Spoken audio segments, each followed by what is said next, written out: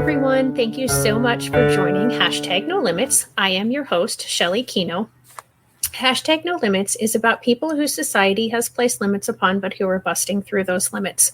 Ophelia says in Hamlet, "We know who we are, but not who we will be." And I believe that to be 100% true, and that there is no better or more beautiful example than the caterpillar turning into the butterfly.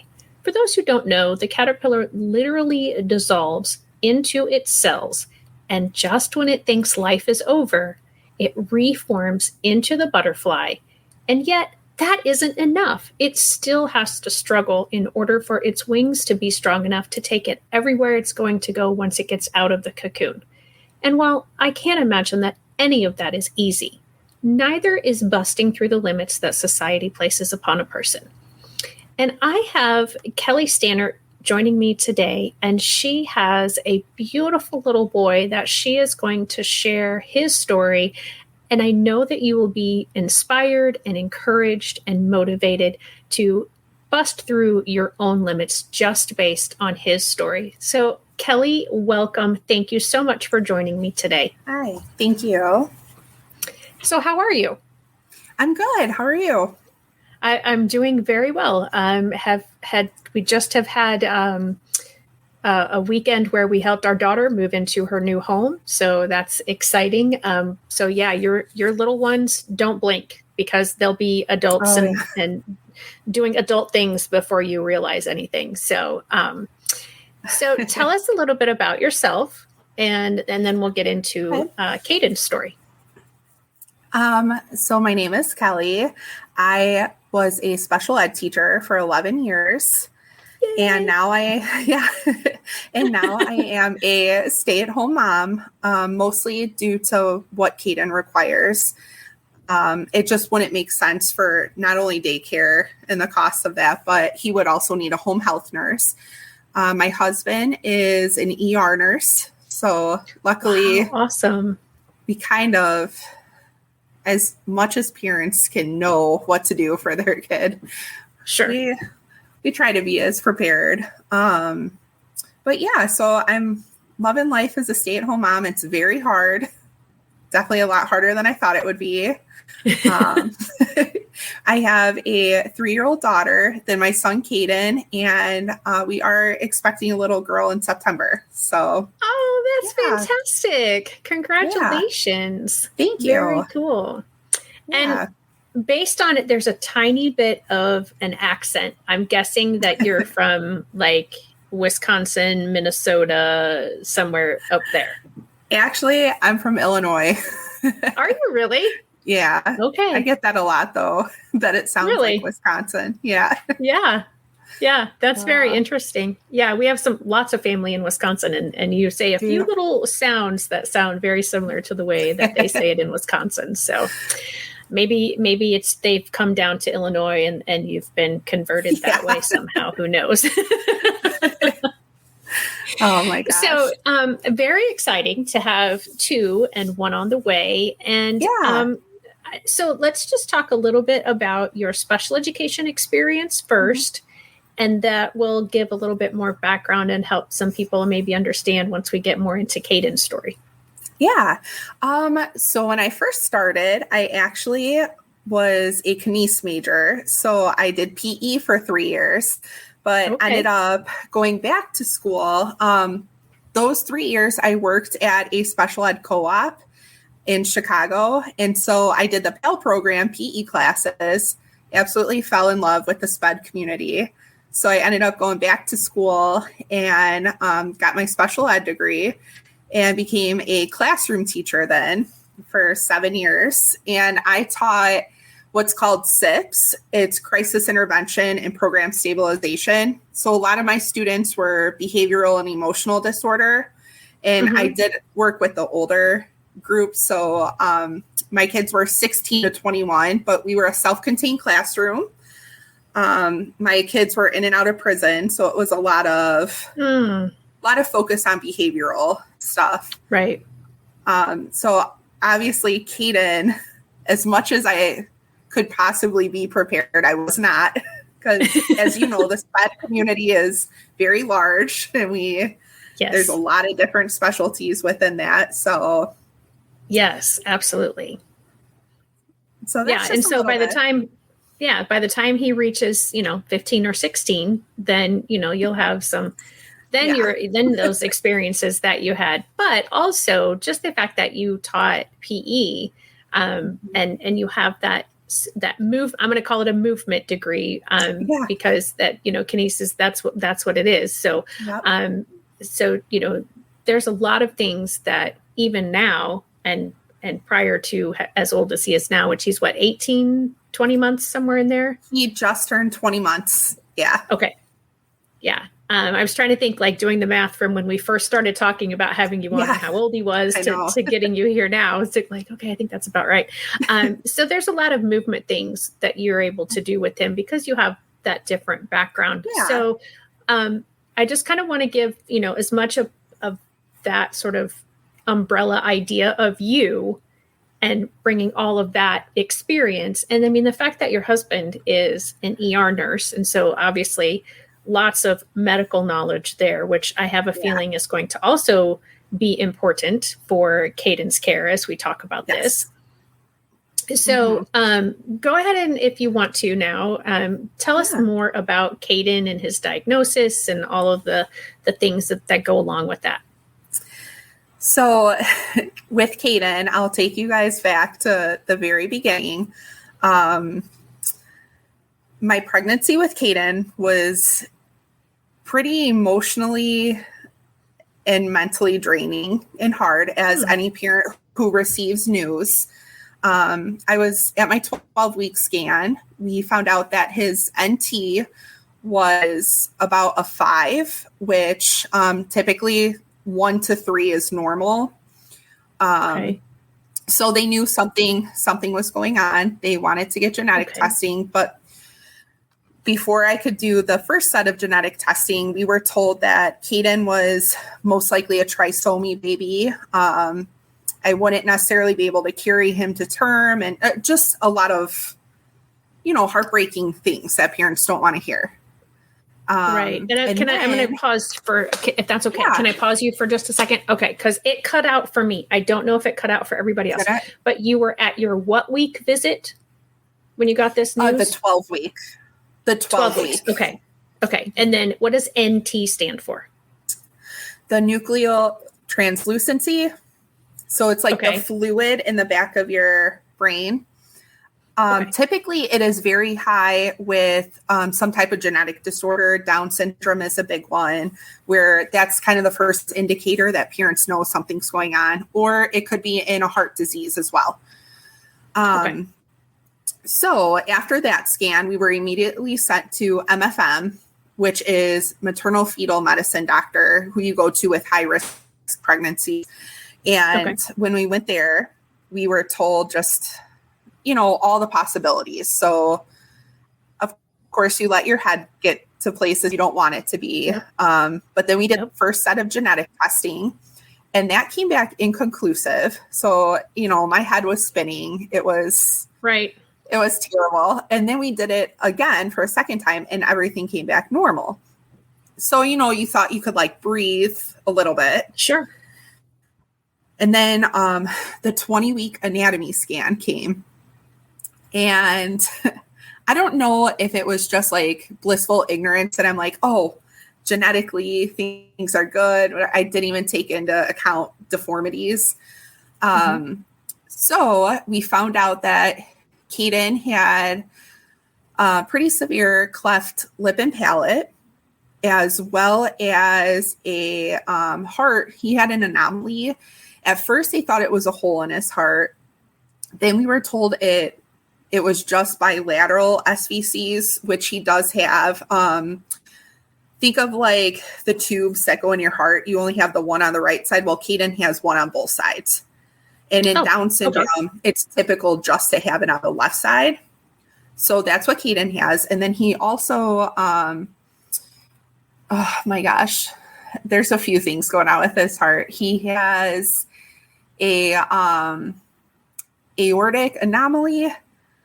So I know my husband's a lot better with language for that one, but but getting to that later, that's where it stopped. And that's what we thought Caden had after the anatomy scan. So I kept going to the cardiologist. And for him, they have a fetal one. So we kind of monitored it, and they're like, you know what? It should be okay. I have like high hopes. It's just how Caden's body's going to function. Mm-hmm. Well, when Caden was born, there were a lot more things going on than we initially thought. So the heart ended up being, he had a massive PDA. The cardiac surgeon actually said it was one of the largest he had seen. So instead of going to the cath lab, he had open heart surgery at 1 week old. And and then, so there was that. But then we found out Caden, when he was trying to make noise, it kind of sounded like a whimpering puppy when they're first born. Mm-hmm. So we knew something was different or off. And the NICU, they checked a couple times. It turned out Caden had vocal cord paralysis as well as tracheal and laryngeal malacia. So, so the malacia is what makes him sound like he has no voice. And then the paralysis, the vocal cord paralysis, is what makes it very difficult to swallow. So because of that, Caden was aspirating and desatting in the NICU. So we knew he had to get a G tube. Mm-hmm. And so we had that surgery a week after the heart. And that's probably the hardest part after just having a baby, is realizing that not all children eat the same. And just having to reteach yourself and your family, like, okay, this is how Caden is going to eat right now. And so we went that route. And then we found out Caden has multiple midline defects as well. So just to give an example, besides the throat and the heart, his kidneys did have they were very small masses on it. We're still just watching it. He's closely monitored, but then he has things like his little testes are still undescended. So that's another surgery. His left eye does not have a tear duct. So that's another thing getting done. And then we found out his hearing. Originally, we were told he was completely deaf. He failed all of the hearing tests, but then miraculously, after his first surgery, he had 90% hearing back with the first set of ear tubes. Yeah. So it's just, that's how much fluid was built up in there. So he's had a lot. We've already done 4 surgeries. His 5th surgery is scheduled for the summer. So he gets a lot done at one time. So that part's kind of tough. But his cleft lip and palate are great. It's navigated a little differently because Caden doesn't eat like a typical child. But we are working on it. He's reached a point where he can now eat pureed food, which is amazing. He can't drink liquids yet, but we're in speech therapy twice a week, as well as OT, developmental, PT twice a week.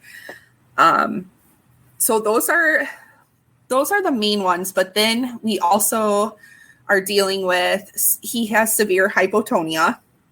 So with hypotonia, that's just when your body is, think of kind of like floppy, and it's really hard to hold yourself up, to stand, to walk.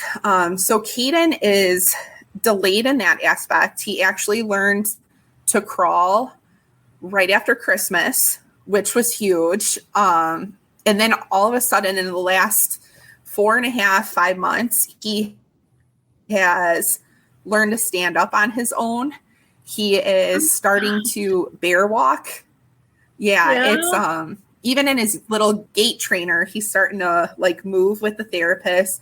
I mean, Caden is doing amazing things that we were originally told he would never do. So it was, it's hard, but also I've learned, and if I had any advice to tell people, especially those that are in the NICU and dealing with diagnosis right off the bat and worrying like, what if, we did not get a diagnosis right away because everything had come back normal in utero. So obviously we did multiple genetic testing after he was born. Everything from the different blood works, the cheek swab, they pulled follicles, everything. A lot of it came back normal. And then finally, we got a diagnosis of something called TRAP. It's TRRAP syndrome. And Caden is only one of 48 ever documented with it. Wow. And Caden too is he's very different when you compare to other kids with TRAP. Usually there are some kids with TRAP that have severe medical complexities who are blind, deaf, trached. They have a very hard time with things. And then the other spectrum of that is autism. And most of the kids with TRAP are autistic and there's a specific genetic code for that, which when being tested, Caden did not carry that one. And he was the only one with his specific splice in the gene. Mm-hmm. So it's very hard to compare him to any of the other kids, which there's so little amount of people worldwide with it. So that's one of 48 worldwide.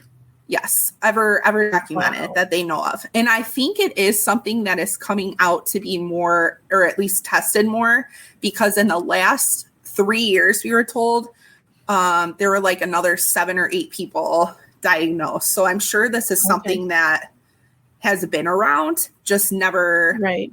They really wanted to put Caden in a category of Down syndrome. And they thought for sure he was going to be at least mosaic, just because he has that left palm crease, the straight line. His features are similar to that, but everything came back normal. And it was hard because you're playing a guessing game and then you're listening to doctors make comments that they shouldn't be making. We'll leave it at that. And told our child would never walk, never talk, never eat normal, not be able to interact with us. And it's heartbreaking, especially when you're postpartum and you're worried about your son going through different surgeries. And then, we had our daughter who was 18 months at the time. And it was very, very hard to navigate through. And every time we went to a visit for the NICU after visits for that first year, we would keep hearing from the doctors, I can't believe he can do this. I can't believe he can do that. And it's incredible the limits that people put on somebody not knowing what could happen, and it's not fair to the parents or the family, because you automatically go into something with an idea like, oh my gosh, my child will never be able to do this, or this. So we celebrate the little things that other people are like, oh, well, they usually stand up around, 10 to 12 months or do this. And Caden was 18 months. But for us, it was like, oh my gosh, he stood up, Right. He still cannot talk. And that's okay. We're working on it. The malicious are getting better. He can definitely scream now. So that's great for Caden. But gosh, he interacts, especially with my daughter, his big sister, like a typical child would. And the developmental therapist cannot believe where he's at developmentally. I think she said he's only delayed by 1 month developmentally, which is incredible. Wow. And that's like typically seen in just a typical child. But as far as obviously physicality, speech, all that, we are pretty delayed, but Caden is making strides that nobody predicted he would by now. So it's incredible. that sounds, I'm going to let you take a breath. That does sound like an incredibly emotional journey to be on for both you and your husband individually, but definitely as a couple. And then as parents, and to have, as you said, his big sister, 18, I guess they're about 18 months apart. Yes. And so, just trying to get all of that, navigating as well.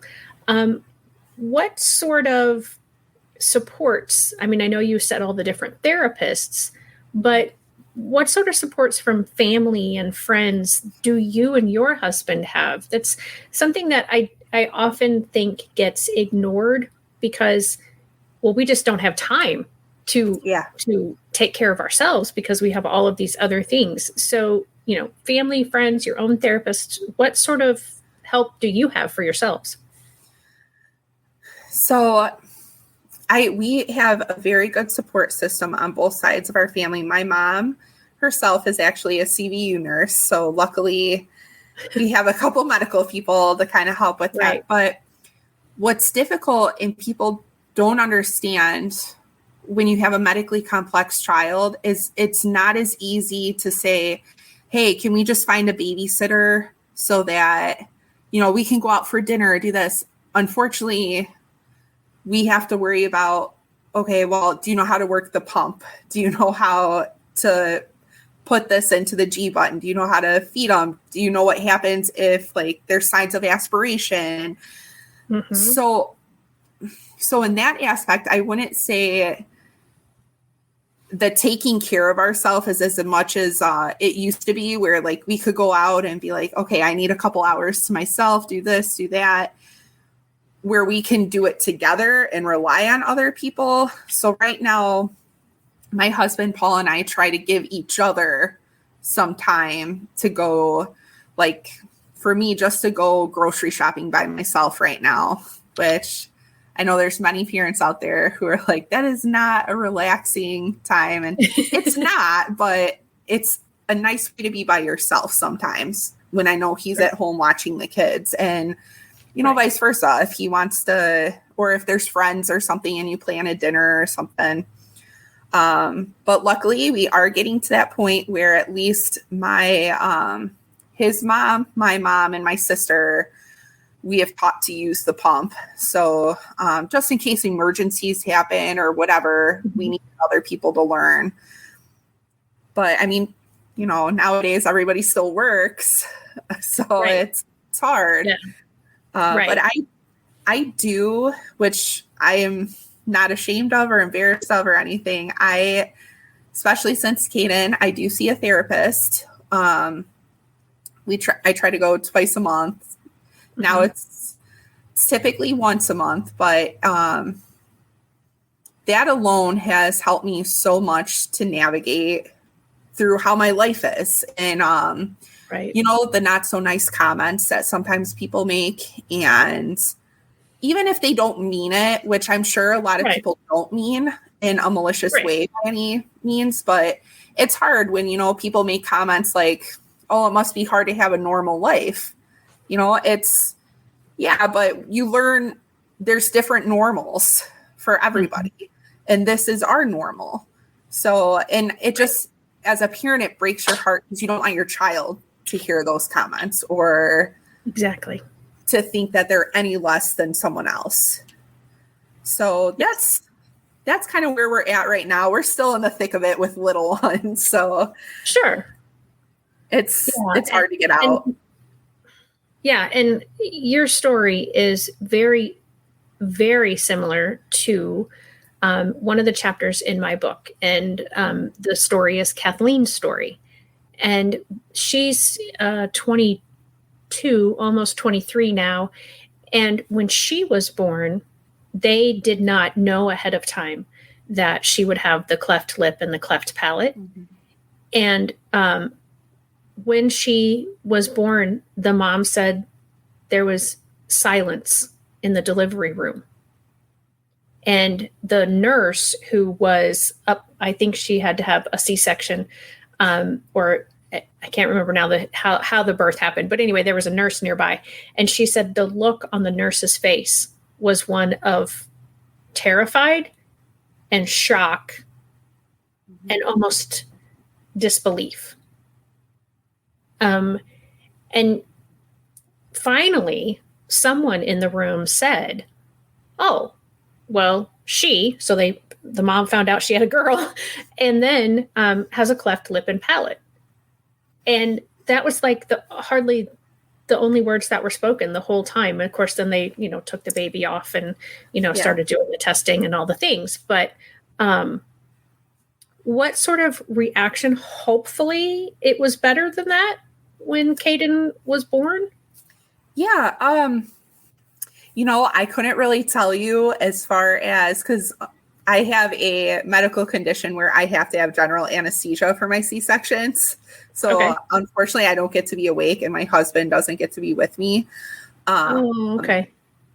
So that part's hard, but my husband did get to see him immediately. They sent him up to the NICU with him within like 30 minutes while I was still in surgery. And at that point, there's only the one NICU nurse and the doctor that was talking with Paul, and our team knew everything beforehand as far as cleft lip and palate. So I think the shock of looking at a baby with cleft lip and palate, because it's extremely different, especially for people who don't know or have experienced it themselves. Babies are very swollen when they're born. And so when you're cleft lip and palate, everything is very swollen on the face. So, everybody was very kind to us with that aspect. I think it's some of the other stuff that we had more difficulty with people not understanding, thinking Caden's okay. He has no voice, but, oh, that's okay. It'll come in. You know what I mean? Like, yeah. And so you find yourself having to advocate for your child, like, this is not normal. Or why is his heart rate dropping when he's drinking? And it took a lot of different doctors clashing with each other to finally get not answers, but things that we needed done for Caden. Right. Yeah. And I think I have gleaned from the parents that I have worked with over the years. So, you can kind of see behind me, that I am also a teacher, and I was a special ed teacher, which was why the cheering at the beginning. And so many of the parents that I spoke with often talked about the fact that, and then when I interviewed parents for the book as well, they spoke of the fact that you have to, basically from the time you get the diagnosis, whether that's in utero or at birth or sometime later on, you have to defend your child's right to be alive. Yeah. Is that something that you're feeling? You know what?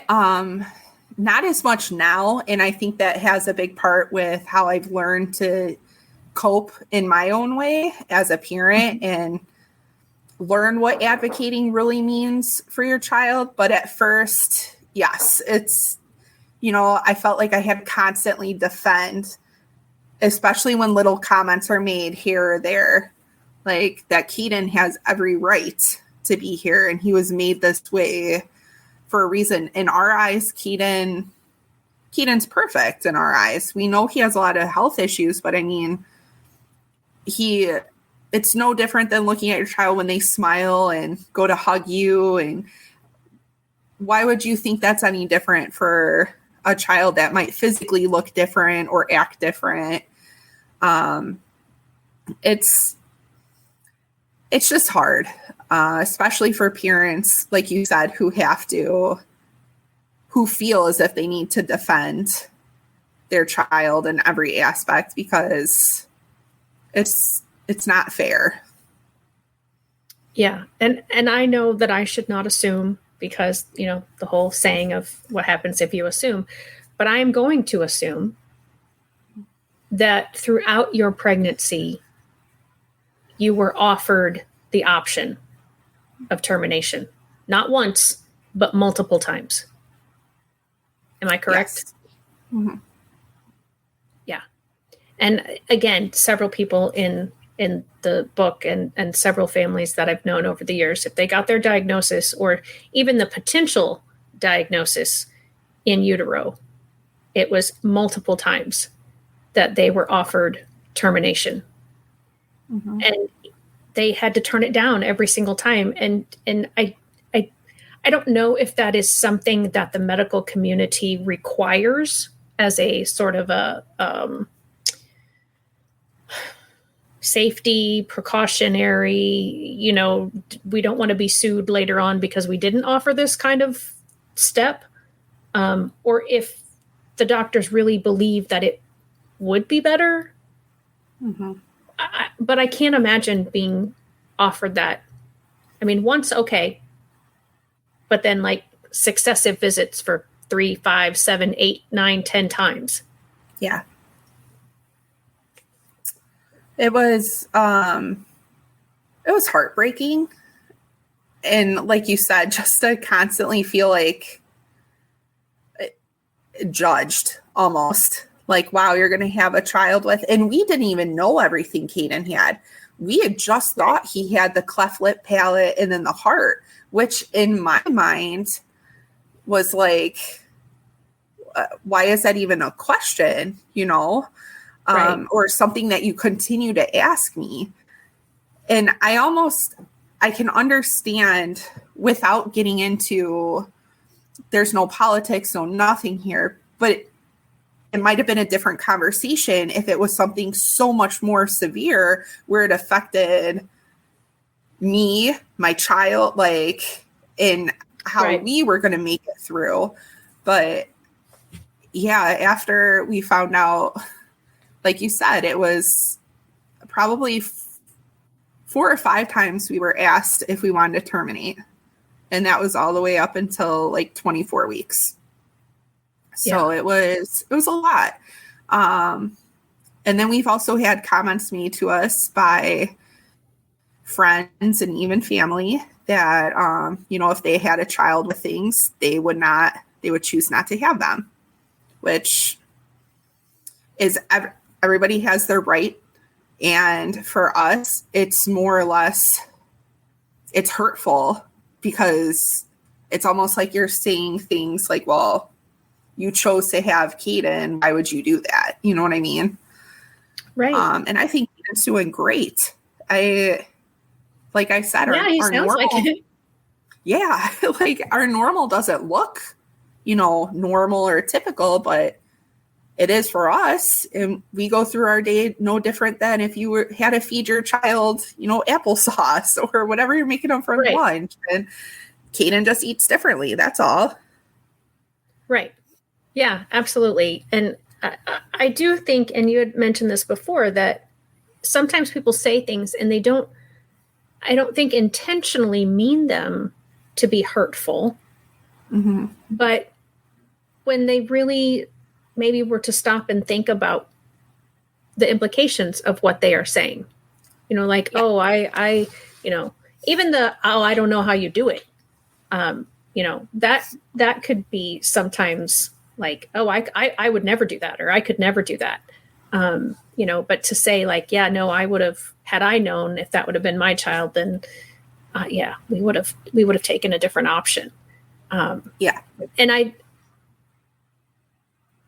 don't think they mean that negatively, but if they really stopped and thought about what the implication of what they're saying is, maybe yes. they wouldn't say it. And that's part of why I do this, is because we don't understand. We're not walking in someone else's shoes. And until that story is shared, until that perspective is shared, we might continue to make comments such as those. And hopefully through this episode and others like this episode and my book and other things that I've done, we will be enlightening for others to think about what they're saying before they say it, or just to have a better, those who aren't walking in your shoes will never understand, but we could empathize we could, and I think empathy and sympathy are different.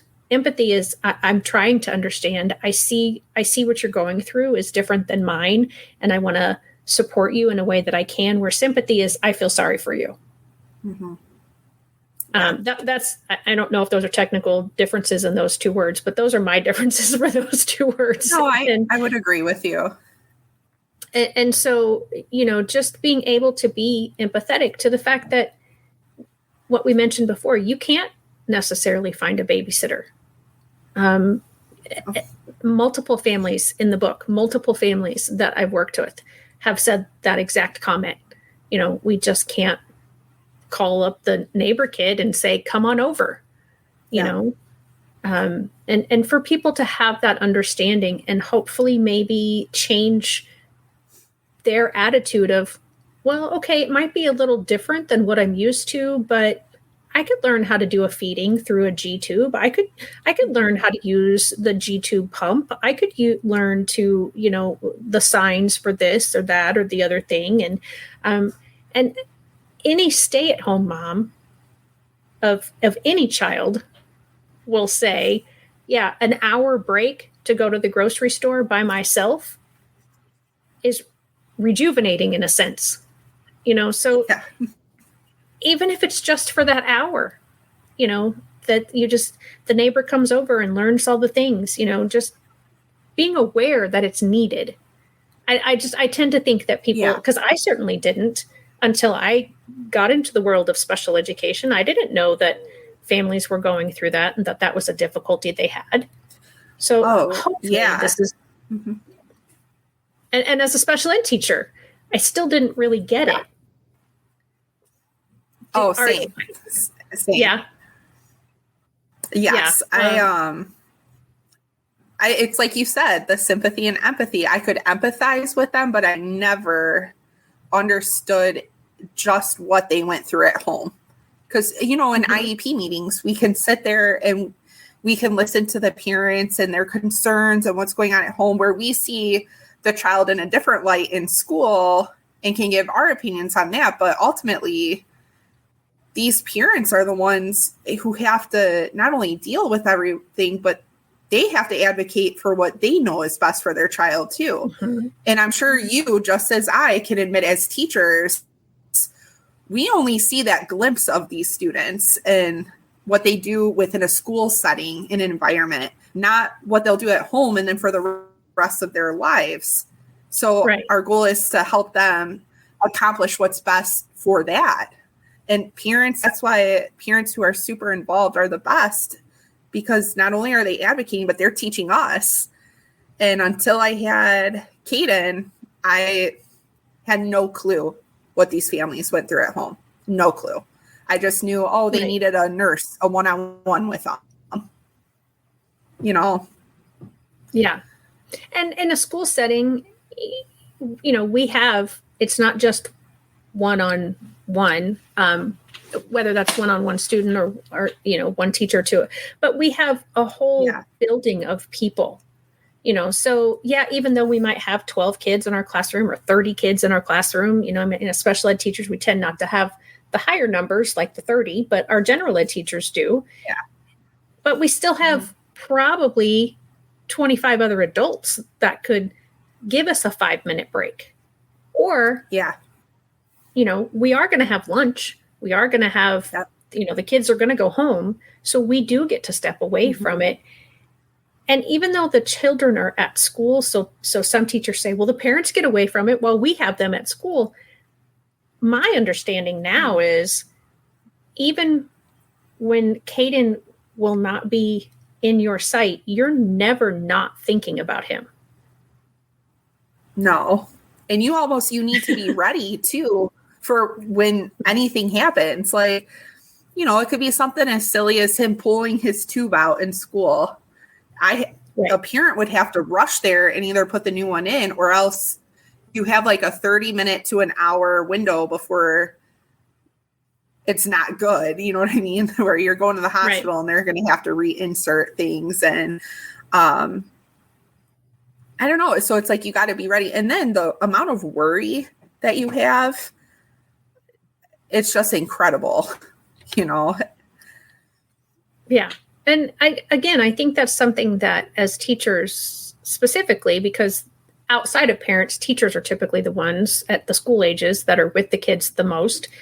And I don't think and I'm sure I still don't fully grasp the amount that parents go through and the amount of worry. But just to remember, like you said, like the parents who are involved are the ones that you want, because you want you've done all kinds of research, I'm sure, about TRAP that the teachers aren't going to have any inclination about, because it is so rare when he gets into school. And so you are an invaluable resource to them, because you're going to be able to save them hundreds of hours of researching because you're already doing it. Yeah. And I that's something that I teach my teachers when I do my speakings and my trainings is we have these parents who know about, yes, all teachers have been trained in autism and ADHD now, but how it presents in a specific child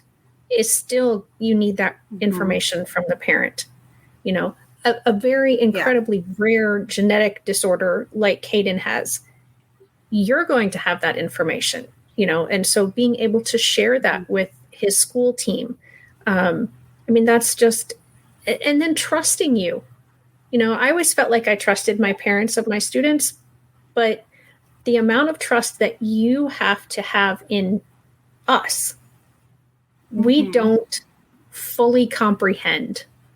And I don't know that we ever truly could, but I don't think we give it the importance that it really deserves. And you haven't faced that yet, but you haven't faced that from this side of things, but as the teacher for students of that before, did you really think about that too much?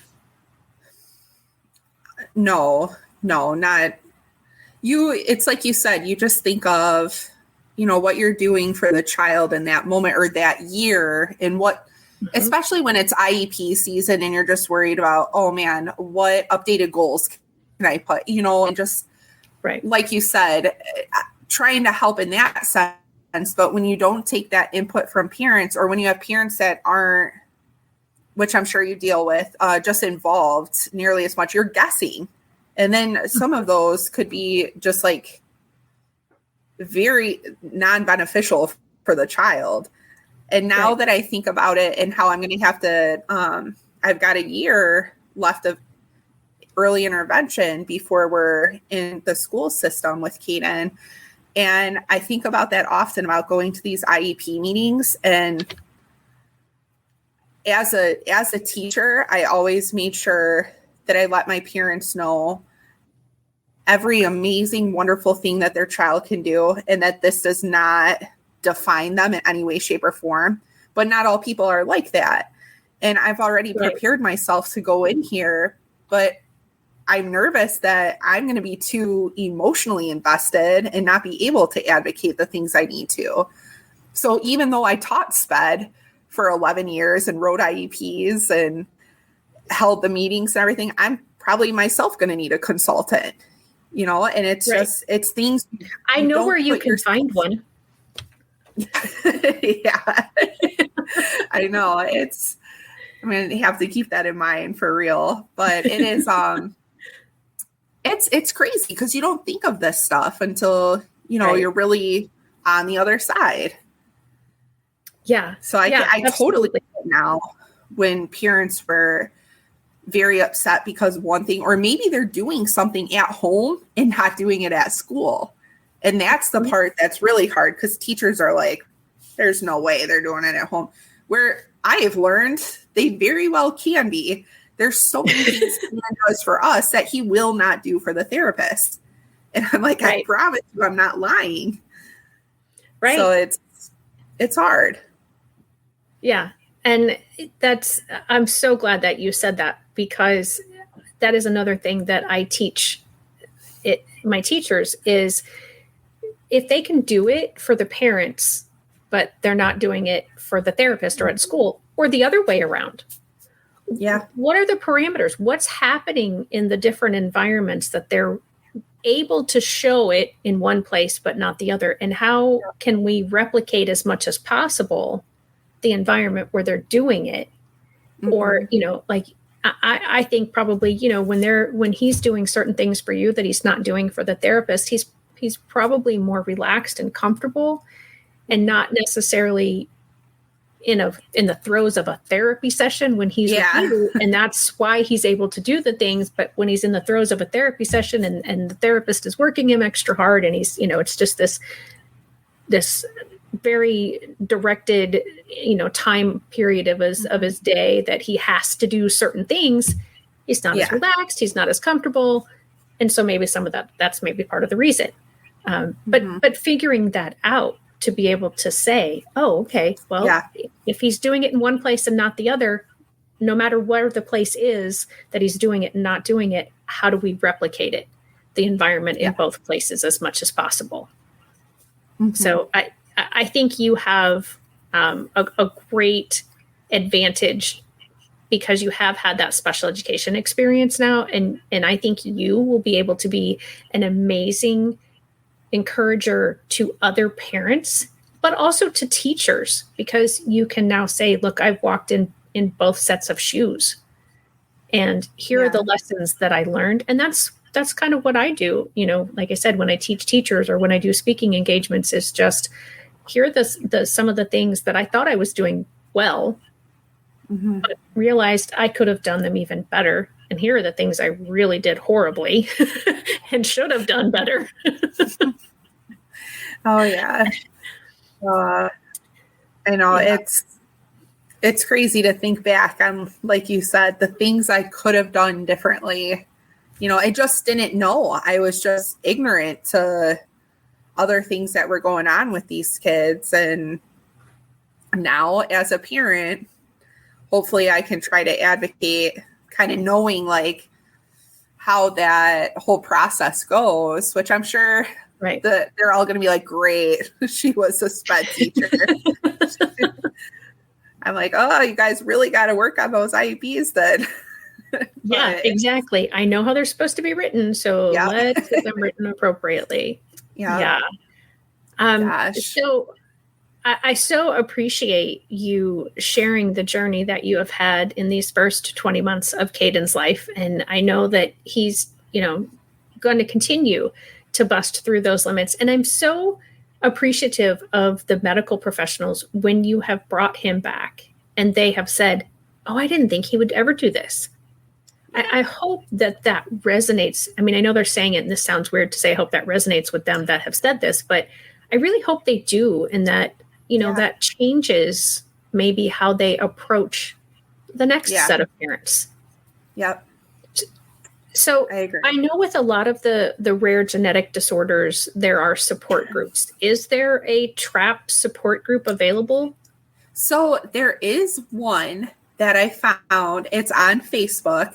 There are only 15 of us. And it's so random. I remember finding a Facebook page called Unique Rare Diseases, and they have parents just comment what their child has. And someone from England had reached out that their daughter had it or has it, and was born a month and a half before Caden. So I had become kind of close with her. She invited me to this group that they started. Right now, between the 15 of us, half are in the US and half are in, I think it's just England so far. Oh, weird. Yeah, it's very, very weird. So it makes you wonder, like, right. But that's this far. And then I did have a woman reach out to me a few months ago who found my information on that Unique Rare Diseases as well. And her son was just diagnosed at, I think he's 5 years old, with TRAP, and had all the similar things as Caden, give or take some differences. As I was saying, Caden's very hard to pinpoint where he lies in it. But she's like, your son looks like my son.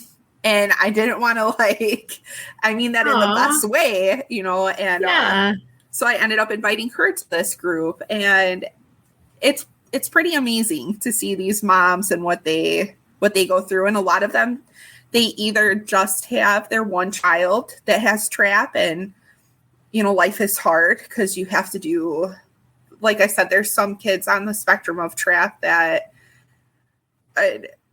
they're just completely medically and physically reliant on someone. So that's an all day thing for these parents. Or right. There's kids that are, doing great physically, especially, and just thriving in a school system, but they might still be nonverbal and have siblings that are helping them through things. Right. So it's very cool to see the different family dynamics with children with this specific one, as I'm sure it is for everybody else who gets different diagnosis and can see. It's not that you're comparing, but it's nice to know you're not alone, Right. Yeah. And again, that's another statement that I've heard countless times, is that the parents of a child who is different, quote unquote, that, when you get your diagnosis for your child, or your child is born, or whenever you find out, that suddenly you're like, oh, well, now I don't have anything or I don't have as much in common with my friends as I thought, because they're not going to understand what I'm going through. Yeah. And so it does. And you kind of, the more medically complex, I often think too, the smaller that island becomes. Yeah. And so I'm happy for you that you have that Facebook group. And that's one of the wonderful things about Facebook is I have found that common thread so often, that, oh yeah, I found a group on Facebook. Oh yeah, I found a group on Facebook, that's specifically to my child's diagnosis. And we just get all these things. It seems like every couple months I hear of something different, like, never heard of TRAP. I had a student who had something called GNO. Now I can't remember. One, thought he'd had cerebral palsy until he was like 15 or 16 and went through the genetics testing. And then they found that. And I am kind of wondering about, Kathleen in my book, because a lot of the things that you're speaking of with Caden sound similar to things that she has experienced. I mean, she's had multiple surgeries. She's had heart issues. She's had, all kinds of different things. And most kids with TRAP do have cleft lip and palate. So that's interesting. Yeah. Hopefully it's not as rare as it is thought of at this moment. Hopefully it will expand and more people. And when was TRAP officially a diagnosis for anybody? But then I think you've already told us for Caden. Honestly, I couldn't tell you the year it was found. Obviously, even just testing for it must be pretty new. Soon. Yeah, like within, I would say, probably the last 15, 20 years. But every kid in this TRAP group, the oldest is 16 years old. And they didn't get a diagnosis till a little later, too. So I don't have anything to compare to older. But like you said, I'm sure it's something that is it's got to be out there way more than what we know or what's even being tested for. And they just assumed, well, this child has mosaic Downs, or, this child is just total midline defect without. I don't know. It's interesting how it all works. And honestly, it took us how many genetic tests to find out. And I know not everybody is able to do that. We were blessed with pretty good insurance, and we knew it would cost us a certain amount, and it's just something that we are living with that decision to do. But a lot of parents don't have the capability to do that. Sure. Yeah. Definitely. And hopefully having that specific diagnosis, will lead to more specific treatments. But at the same time, if your child is getting services, hopefully it's, whatever their eligibility for those services, it's still productive for them and not detrimental for them to have the services without having that final official genetic or whatever, correct diagnosis. Yes. Kelley, do you encourage people to follow you on social media at all? Do you talk about Caden's story, or do you prefer that people kind of go to those other Facebook groups? I know my stuff is on private, but I definitely accept different friends that are interested in hearing or learning about Caden. I do share his story as much as possible, just on little things like big gains, such as when he can stand up, or he's playing with his sister.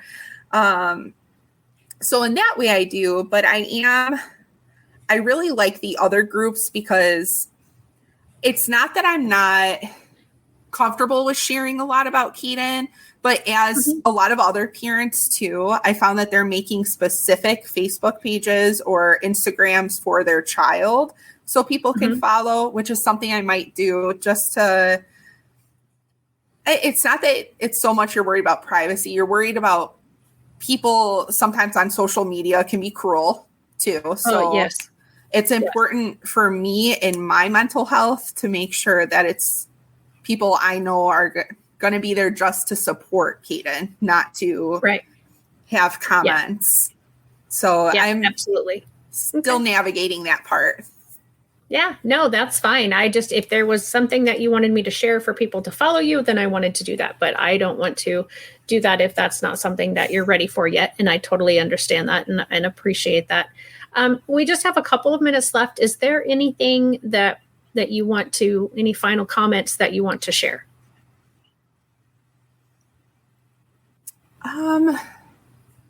Well, there's two things I would tell parents who are going through a similar thing. One, for the NICU, do not listen to the residents. And if residents are going to talk about what they think something is, ask them to leave the room. You have every right, and you don't need to listen to that stuff.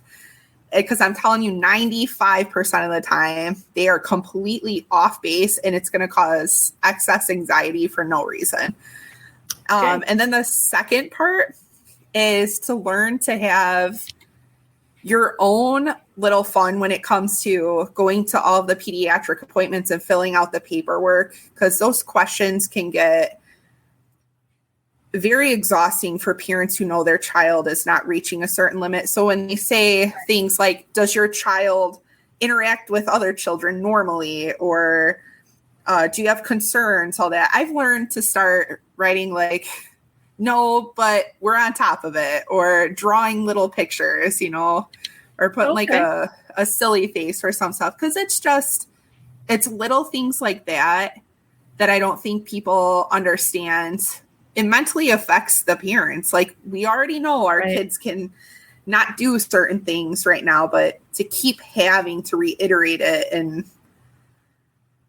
talk about it constantly with different doctors, it's nice to sometimes just put a fun spin on it for yourself and just learn to, go with the flow, be like, yep. That's awesome. That's not a tip that's been shared before, and I very much appreciate that. And you're absolutely right. Your mental health is very affected by everything, and whatever you can do to bring yourself a tiny bit of joy. And that is something too that I have spoken to my teachers about over the years, because I've had parents tell me, like, I don't want to hear the test scores. I know that my child struggles. Don't tell me, that they're just. If there's any way you don't have to put that in their IEP, then don't even put it in there, because I already know that. I don't need you to tell me that. Yeah. So just, keeping that in mind as well. It's been such a delight to speak to you. And I so appreciate you sharing your story today. And I wish you all the best. And I look forward to, over the years, learning about even more limits that Caden is busting through, and how he is becoming the beautiful butterfly that he will become as a grown person. And for everyone else, thank you for joining. Please let us know if you have any questions. Put them in the chat. If you're watching this in the replay, I will make sure, if I can't answer them, that I will get the question to Kelley and have her answer them for you. And make sure you like and subscribe to this channel so that you never miss an episode of #NoLimits. Bye-bye, everybody. Hey, parents and teachers, are you tired of IEP meetings that feel like a battle? Let's put an end to the tension and create a collaborative, calm, and respectful environment together. Kelley Staneart, your go-to IEP consultant, can transform your meetings into positive and productive experiences. With Kelley Staneart, your child is her top priority, your voice is heard, and you become confident. Kelley Staneart is making the world better for all, one IEP at a time. Visit www.kelleystaneart.com for more information and set up your free 20-minute consultation today. That's kelleystaneart.com, SHELLEYKENOW.